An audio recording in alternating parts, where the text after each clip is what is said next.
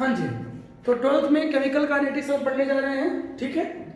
Chemical kinetics और chemical equilibrium में क्या डिफरेंस है? केमिकल काइनेटिक्स करती है एक्सप्लेन कि रिएक्टेंट कैसे प्रोडक्ट में कन्वर्ट होते हैं, उनका मैकेनिज्म क्या है और रेट ऑफ रिएक्शन क्या है, ठीक है। रेट ऑफ रिएक्शन क्या है और सबसे इंपॉर्टेंट थिंग क्या है? Mechanism of the reaction. Clear है? स्लो है रिएक्शन की फास्ट है? स्लो और फास्ट का मतलब क्या है? Rate of reaction. सो सबसे पहले हम 11th का कंसंट्रेशन पढ़ेंगे, which is also known as active mass, सक्रिय द्रव्यमान।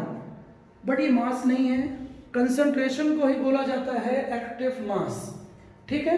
सो कंसंट्रेशन क्या होता है? C is equal to mole per liter, moles of reactant, moles of substance per unit volume, ठीक है। It is also denoted by square bracket, ऐसा भी 11th में पढ़ते हैं अपन, 12th में नहीं, केमिकल इक्विलिब्रियम में। क्लियर है? केमिकल काइनेटिक्स और केमिकल इक्विलिब्रियम के बारे में जान लीजिए। दोनों का आपस में लिंकअप है, कनेक्शन है, दोनों आपस में रिलेटेड है फिजिकल केमिस्ट्री के टॉपिक्स। यदि आपको केमिकल इक्विलिब्रियम ठीक से नहीं आता है, उसकी थ्योरी, उसके न्यूमेरिकल्स ठीक से नहीं आते हैं, तो आपको टॉपिक में प्रॉब्लम जाएगी, ठीक है। चलिए, सो कंसंट्रेशन क्लियर है? अब समझिएगा, हम इक्विलिब्रियम नहीं पढ़ रहे हैं, हम पढ़ रहे हैं काइनेटिक्स। इक्विलिब्रियम का मतलब आपको याद दिला दूं, इक्विलिब्रियम का मतलब क्या था? एट इक्विलिब्रियम पढ़ चुके हैं हम, rate of forward reaction becomes equal to the rate of backward reaction। अग्र विक्रिया की दर, हिंदी मीडियम में, पश्च विक्रिया की दर के बराबर हो जाती है। क्लियर है? RF is equal to RB, ये 11th में था, ध्यान से सुनेंगे। वीडियो में यूट्यूब में अपलोड करूंगा, आप लोग रिवाइज कर सकते हैं पढ़ने के बाद क्लास में भी, ठीक है। कभी जब दिक्कत जाए तो वीडियो देख लीजिए, रिवीजन कर लीजिए, स्मार्ट स्टडीज का यही बेनिफिट है, ठीक है। तो इक्विलिब्रियम क्लियर है? अब हम इक्विलिब्रियम नहीं पढ़ रहे हैं। सपोज करिए कोई रिएक्शन हो रही है N1A प्लस N2B, ठीक है, and products are C and D। N1, N2, N3, N4 क्या है? These are moles, moles of reactant, moles of product. बात समझ में आ रही है? ठीक है, these are reactants, these are products. अभिकारक और ये क्या है? बोलिए, ये प्रोडक्ट्स हैं। क्या है? प्रोडक्ट्स। समझ आ रहा है? तो रिएक्टेंट्स कन्वर्ट हो रहे हैं किसमें? प्रोडक्ट में। समझ आ रहा है? रिएक्टेंट कन्वर्ट हो रहा है किसमें? प्रोडक्ट में, ठीक है। तो हम पढ़ेंगे कि किस रेट से रिएक्टेंट प्रोडक्ट में चेंज हो रहा है, ठीक है। तो हेडिंग करेंगे rate of reaction, rate of reaction, rate of reaction, अभिक्रिया की दर, रेट ऑफ रिएक्शन, अभिक्रिया की दर। कंसंट्रेशन की यूनिट क्या है? मोल पर लीटर, मोल पर लीटर, मोल पर लीटर, ठीक है। रेट ऑफ रिएक्शन, इसका कोई खास सिंबल नहीं है, डिनोट कर देते हैं भाई स्मॉल आर या कैपिटल आर, ठीक है। रेट ऑफ रिएक्शन क्या है? पहले फॉर्मूला समझिए, change of concentration upon time. It can also be written as minus delta C upon delta T। कुछ बुक्स कंसंट्रेशन को x ले लेती हैं, सो ऐसा भी लिख सकते हैं। और D और डेल्टा तो आप जानते ही हैं कि फिजिक्स और केमिस्ट्री में D को डेल्टा लिख सकते हैं। डेल्टा का मतलब होता है चेंज और D का मतलब होता है, D का मतलब होता है क्या? Differentiation with respect to time. तो रेट ऑफ रिएक्शन क्या है? Change of concentration per unit time, change of concentration, change of concentration per unit time. समझ आ रहा है? ठीक है। सो यूनिट क्या होगी? लिख लीजिए, बहुत सिंपल है यूनिट। यूनिट बहुत सिंपल है, unit of concentration is mole पर लीटर, सो यहां से मोल पर लीटर, मोल पर लीटर किसकी यूनिट है ये? कंसंट्रेशन की, अपॉन टाइम, टाइम की यूनिट क्या होगी? सेकेंड, सो मोल पर लीटर पर सेकेंड, तो इसको क्या लिख सकते हैं? मोल पर लीटर सेकेंड। और क्या लिख सकते हैं इसको? और क्या लिखेंगे? 12th में पहुंच गए हो भैया, नर्सरी केजी में नहीं, ठीक है? मोल पर लीटर पर सेकेंड, ठीक है? Unit of rate of reaction, unit of rate of reaction, समझ आ रहा है? आगे बढ़ते हैं। अब नीचे लिखिए point 1, rate of reactants, rate of reactants, अभिकारक के अभिक्रिया की दर। हाँ जी, कोई इशू नहीं है, रिएक्टेंट्स कन्वर्ट होते हैं प्रोडक्ट में, दैट्स वाई नेगेटिव आता है। नेगेटिव क्यों आता है?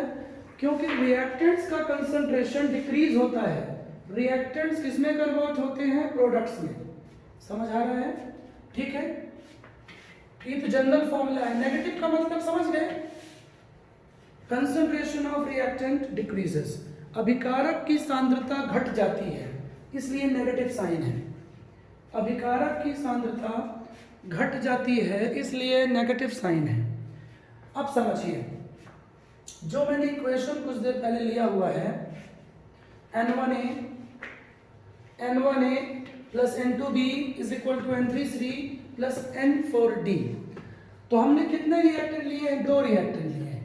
सो ए की बात करेंगे पहले, reactant A, rate of reaction RA, ध्यान देना यहाँ पे क्या चेंजेस आ रहा है।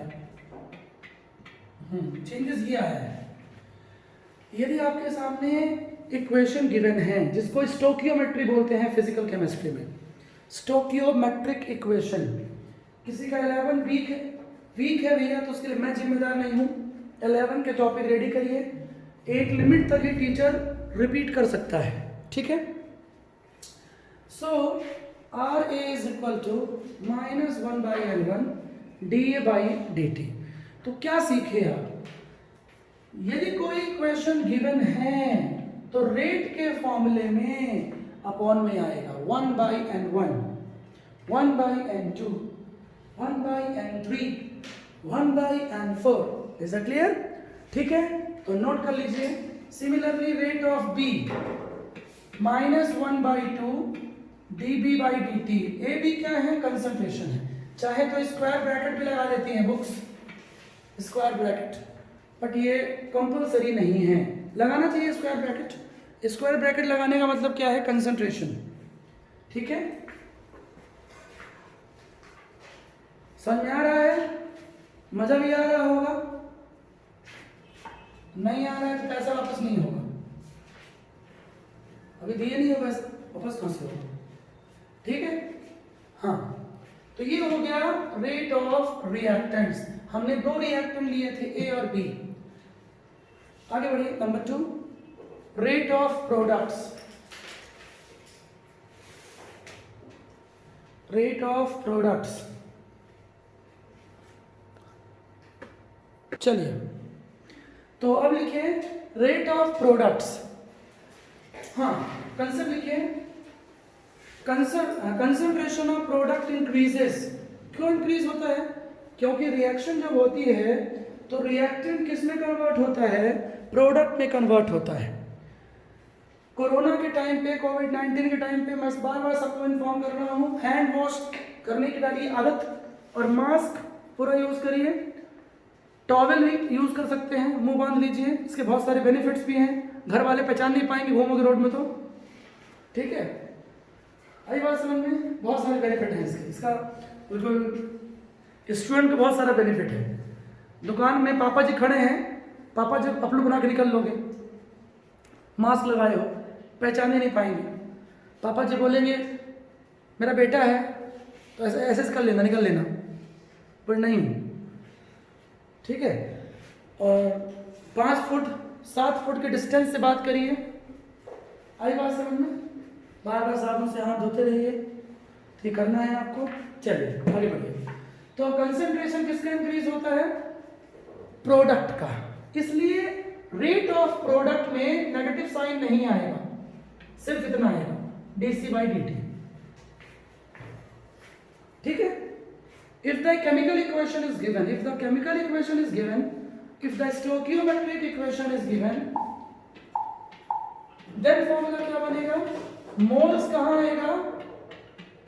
अपॉन में dc/dt। Concentrate of D COD क्या है? प्रोडक्ट्स है, 1/n4 dd/dt।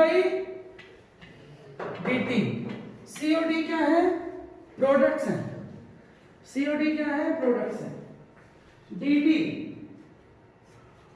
dd का मतलब दीपिका दिशा नहीं है, ये दोनों मेरी फेवरेट्स हैं, वैसे मेरी सब फेवरेट्स हैं फिर भी, ठीक है। तो dd का मतलब क्या है?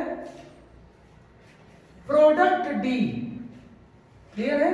दीपिका दिशा नहीं है, क्लियर है? सत्य घटना पर आधारित नहीं है, ये फिक्शन है, ठीक है। मस्ती कर रहा हूं, हाँ, नोटबुक कर लेना है चीज। तो क्या समझे डिफरेंस? रिएक्टेंट्स में, रेट ऑफ रिएक्टेंट्स में नेगेटिव आता है, क्लियर है? क्योंकि रिएक्टेंट क्या होता है? ब्रेक होता है। रिएक्टेंट क्या होता है? रिएक्टेंट ब्रेक होता है और प्रोडक्ट्स फॉर्म्ड होते हैं, क्लियर है? रिएक्टेंट्स कैसे ब्रेक होता है और रिएक्शन कैसे होती है, हम इसी टॉपिक में पूरा मैकेनिज्म पढ़ने वाले हैं, जिसे क्या बोला जाता है?